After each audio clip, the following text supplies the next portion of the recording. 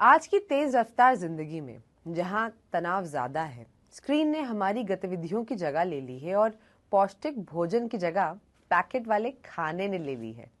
दिल की बीमारी दुनिया भर में एक बड़ी समस्या बन चुकी है और सबसे चिंता की बात तो ये है कि अब ये पहले से भी ज्यादा कम उम्र के लोगों को प्रभावित कर रही है।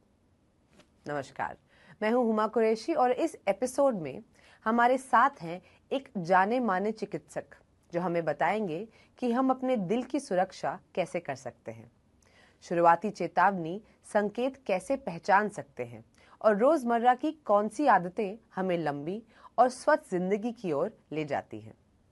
हम मिलकर कठिन चिकित्सा विज्ञान को आसान और अपनाने लायक कदमों में बदलेंगे, क्योंकि स्वस्थ दिल का मतलब है स्वस्थ आप। तो डॉक्टर साहब, हमें ये बताइए कि आजकल इतने सारे जो युवा लोग हैं, मतलब फिट दिखने वाले सेलिब्रिटीज भी, उनको 40 साल की उम्र में दिल का दौरा पड़ रहा है। मतलब ये समस्या तो सिर्फ बुजुर्गों में पाई जाती थी। नमस्कार, मेरा नाम डॉक्टर रवि विष्णु प्रसाद है। मैं प्रोफेसर एवं विभागाध्यक्ष cardiology department Indira Gandhi institute of medical sciences में कार्यरत हूँ। हुमा जी, आपने बहुत अच्छा सवाल उठाया कि पहले जो बीमारी थी हार्ट की, वो एक दो दशक पहले 60 साल के ऊपर देखी जाती थी। माना जाता था कि ये बुजुर्गों की बीमारी है, तब हार्ट का प्रॉब्लम होगा।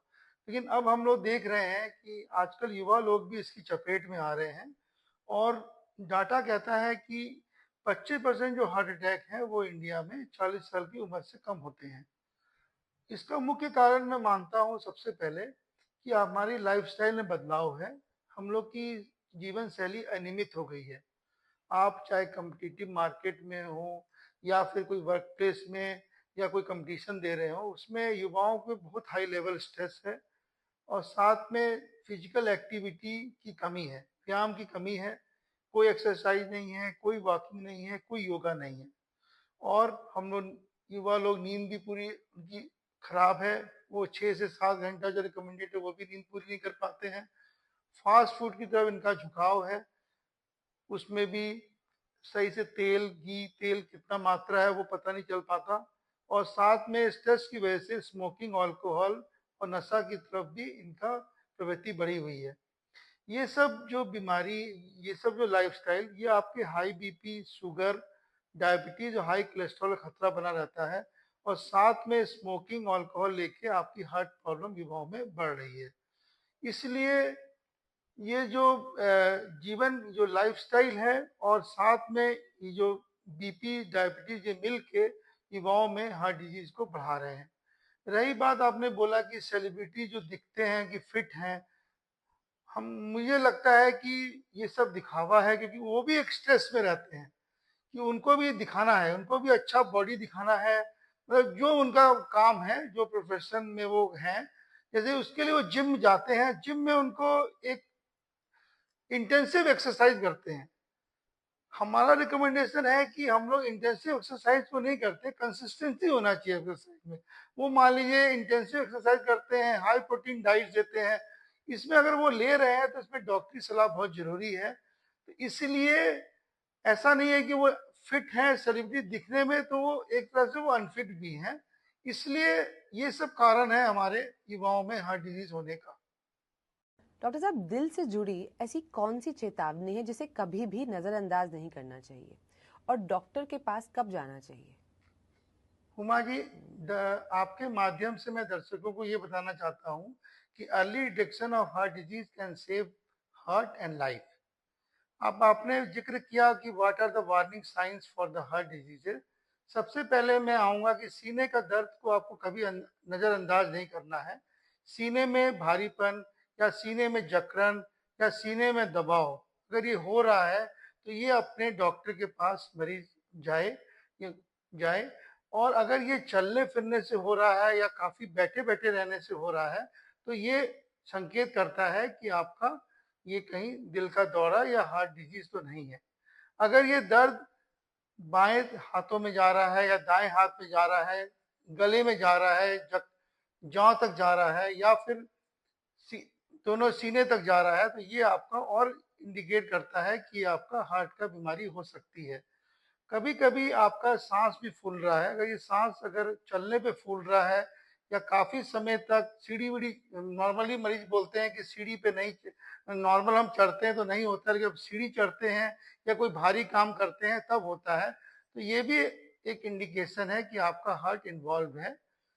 कभी कभी अधिक थकावट भी हार्ट अटैक का या हार्ट प्रॉब्लम को ये संकेत करता है। अधिक पसीना आना, अधिक चक्कर आना, ये भी आपका हार्ट का अटैक का संकेत है।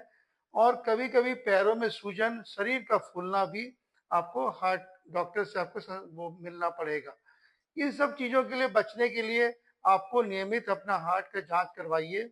आपका बीपी कितना है, आपका शुगर कितना है और आपका कोलेस्ट्रॉल लेवल कितना है।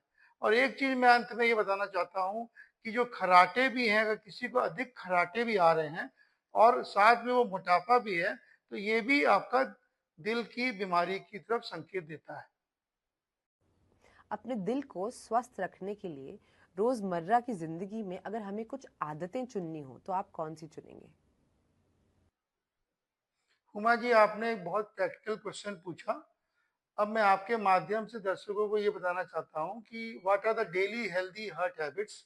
सबसे पहले आप आलस्य को त्यागें, आप फिजिकली एक्टिव रहें, आप सुबह उठें और वॉकिंग पे जाएं। अगर आप वॉक नहीं कर सकते हैं तो धीरे धीरे करें, लेकिन जाएं जरूर, वॉकिंग जरूर करें।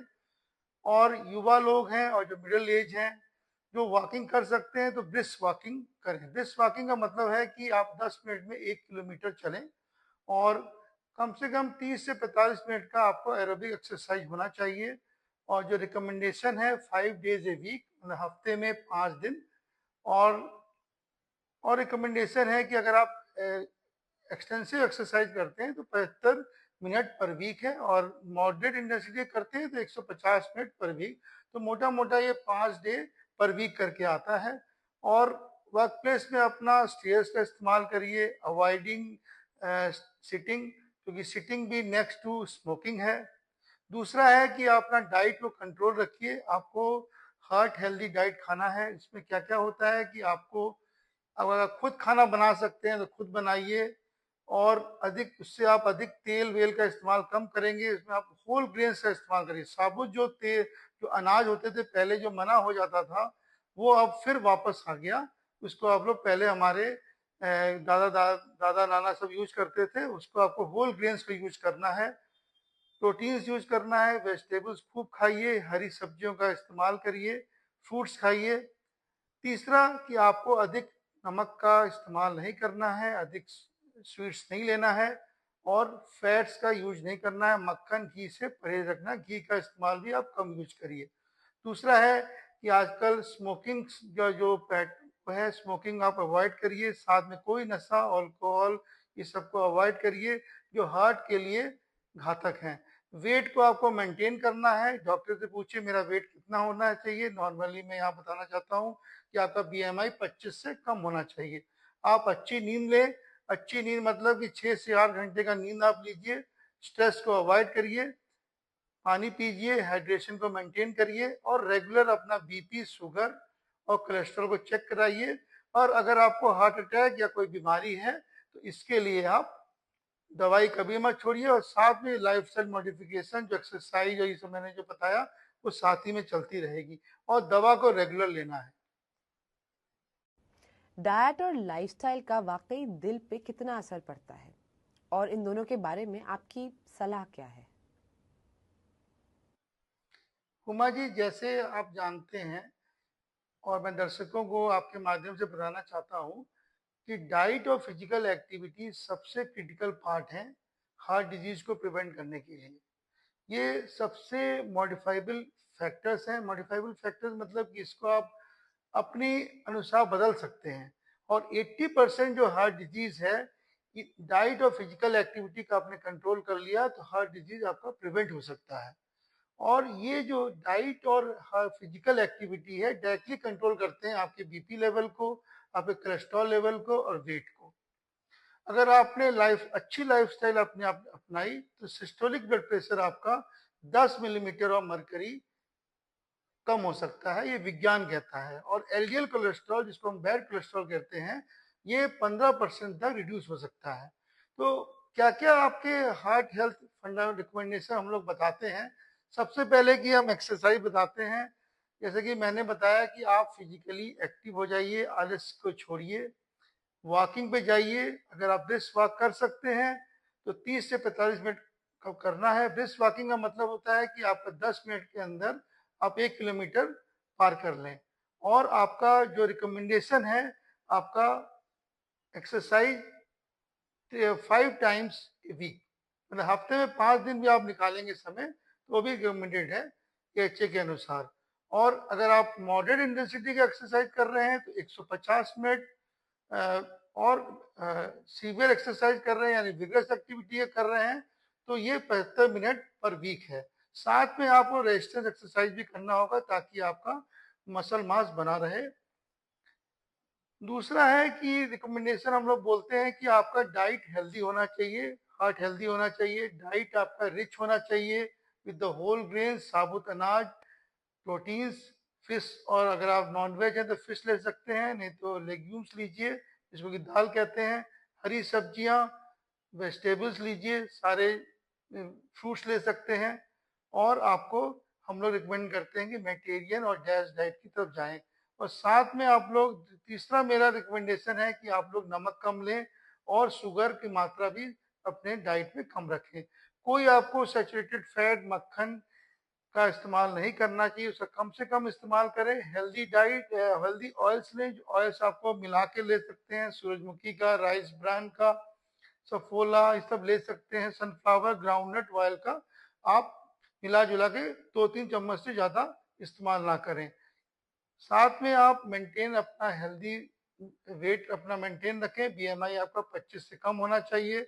कोई नशा को आपको कोई रिकमेंडेशन नहीं है। आप स्मोकिंग को अवॉइड करिए, अल्कोहल को लिमिट करिए, कोई एक्स्ट्रा आपको नशा नहीं करना है।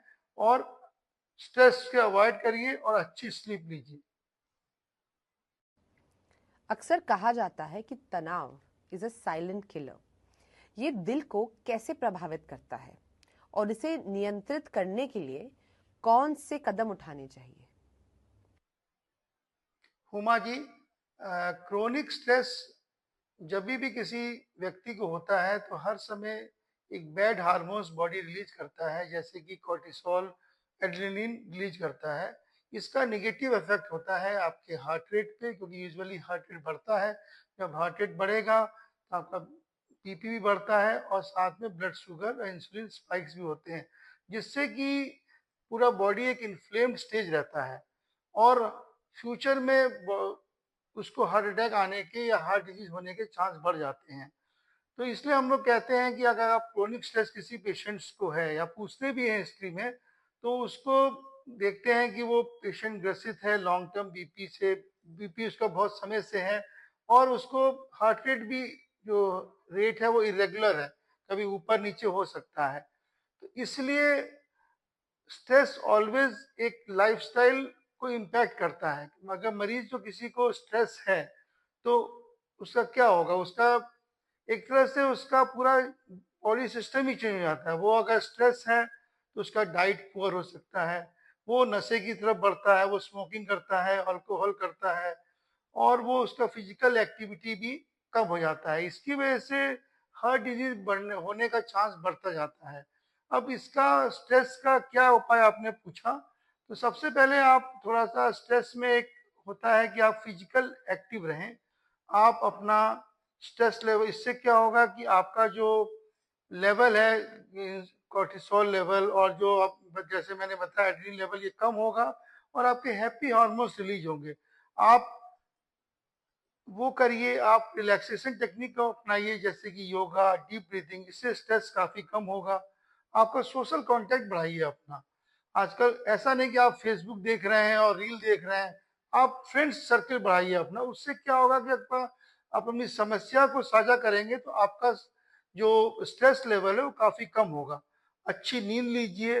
अगर आपको रात में नींद की प्रॉब्लम है तो शाम को आप टहलिए, ताकि हल्का खाना खाइए, अपने आप नींद अधिकतर 80% लोगों में आ जाएगी। जैसे हम लोग अपने पेशेंट्स को बताते हैं और कोई इसके लिए नींद की पिल्स लेने की जरूरत नहीं है।